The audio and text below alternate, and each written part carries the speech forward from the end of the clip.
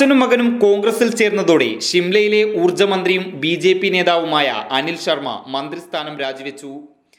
മുൻ കേന്ദ്രമന്ത്രി കൂടിയായിരുന്ന അച്ഛൻ സുഗ്രാമും തന്റെ മകൻ ആശ്രയ് ശർമ്മയും കഴിഞ്ഞയിടെ കോൺഗ്രസിൽ ചേർന്നത് അനിൽ ശർമ്മയെ പാർട്ടിക്കുള്ളിൽ തന്നെ സമ്മർദ്ദത്തിലാക്കിയിരുന്നു. ആശ്രയ് ശർമ്മ കോൺഗ്രസ് ടിക്കറ്റിൽ മാണ്ടിയിൽ നിന്ന് മത്സരിക്കുന്നുമുണ്ട്.